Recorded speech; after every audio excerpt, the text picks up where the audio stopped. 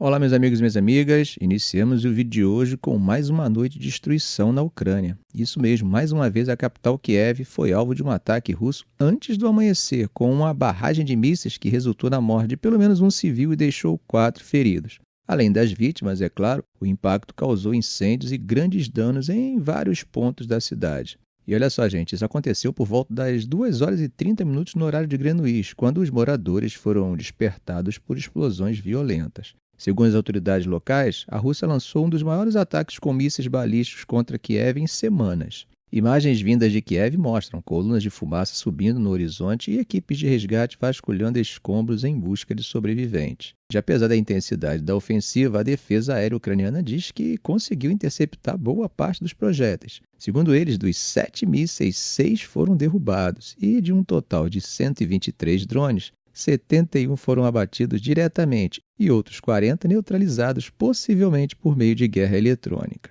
Como sempre, Zelensky veio a público condenar o ataque. Em sua mensagem, ele deixou claro que esse terror russo contra a Ucrânia não vai parar sozinho. Ele reforçou que Putin não está se preparando para a paz, mas continua matando ucranianos e destruindo cidades. A região de Chernihiv, no norte do país, também foi atingida com danos à infraestrutura crítica e mais 2 feridos. A cada dia os discursos da administração Trump ficam mais desalentadores para Kiev. Dessa vez, o novo secretário de Defesa dos Estados Unidos, Pete Hegseth, deixou claro que a administração Trump considera irrealista qualquer tentativa de restaurar as fronteiras ucranianas para o que eram antes de 2014.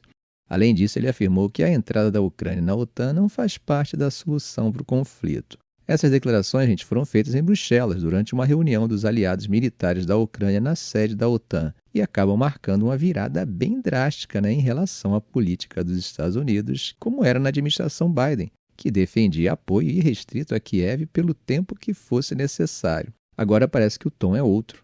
Hegseth afirmou que perseguir esse objetivo ilusório só vai prolongar a guerra e causar mais sofrimento. Mas não foi só isso que ele disse, tá? Ele deixou claro que os Estados Unidos não podem se concentrar primariamente na segurança da Europa, citando desafios estratégicos internos, como a segurança das fronteiras americanas e ameaças externas, incluindo a China. Ou seja, Washington quer que os europeus assumam a responsabilidade de sua própria defesa. Isso significa que os principais objetivos de guerra da Ucrânia, que é recuperar território e garantir proteção por meio da OTAN, podem não ter mais o respaldo total dos Estados Unidos. Na verdade, não é um anúncio inesperado, já que Trump e sua equipe vinham sinalizando essa postura há algum tempo. Mas agora foi dito de forma pública e clara para o mundo inteiro ouvir. Como vocês sabem, a Ucrânia passou boa parte da guerra declarando que queria expulsar todas as forças russas de seu território. Mas nos últimos meses começou a reconhecer que isso pode não ser viável pela força militar e que a diplomacia pode ser o único caminho realista. O governo ucraniano ainda não respondeu oficialmente a essa mudança na postura dos Estados Unidos, mas certamente está avaliando o impacto dessas declarações. Outro ponto que Hegseth fez questão de esclarecer é de que os Estados Unidos não enviarão tropas para a Ucrânia, nem mesmo como parte de um eventual acordo de paz. Segundo ele, qualquer força de paz no território ucraniano deve ser formada por tropas europeias e não europeias, mas fora do escopo da OTAN. Ele também relembrou que esses contingentes não estariam cobertos pelo artigo 5º da aliança, que, como vocês sabem, prevê defesa mútua entre os membros da OTAN. Em outras palavras, se essas tropas fossem atacadas, os Estados Unidos e os outros membros da aliança não seriam obrigados a intervir. Já apesar da intensidade da ofensiva, a defesa aérea ucraniana diz que conseguiu interceptar boa parte dos projéteis. Segundo eles, dos 7 mísseis, 6 foram derrubados e, de um total de 123 drones, 71 foram abatidos diretamente e outros 40 neutralizados, possivelmente por meio de guerra eletrônica. Como sempre, Zelensky veio a público condenar o ataque. Em sua mensagem, ele deixou claro que esse terror russo contra a Ucrânia não vai parar sozinho. Ele reforçou que Putin não está se preparando para a paz, mas continua matando ucranianos e destruindo cidades. A região de Chernihiv, no norte do país, também foi atingida com danos à infraestrutura crítica e mais 2 feridos.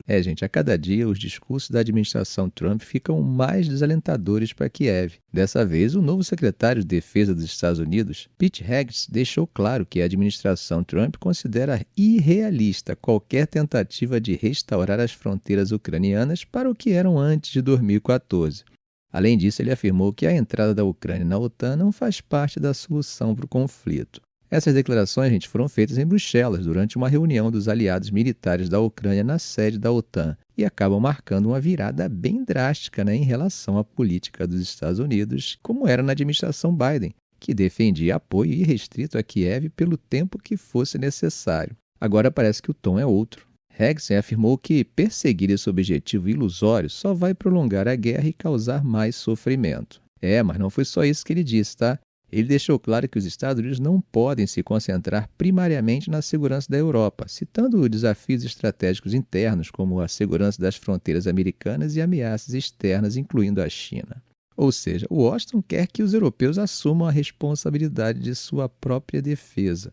Isso significa que os principais objetivos de guerra da Ucrânia, que é recuperar território e garantir proteção por meio da OTAN, podem não ter mais o respaldo total dos Estados Unidos. Na verdade, não é um anúncio inesperado, já que Trump e sua equipe vinham sinalizando essa postura há algum tempo. Mas agora foi dito de forma pública e clara para o mundo inteiro ouvir. Como vocês sabem, a Ucrânia passou boa parte da guerra declarando que queria expulsar todas as forças russas de seu território. Mas nos últimos meses começou a reconhecer que isso pode não ser viável pela força militar e que a diplomacia pode ser o único caminho realista. O governo ucraniano ainda não respondeu oficialmente a essa mudança na postura dos Estados Unidos, mas certamente está avaliando o impacto dessas declarações.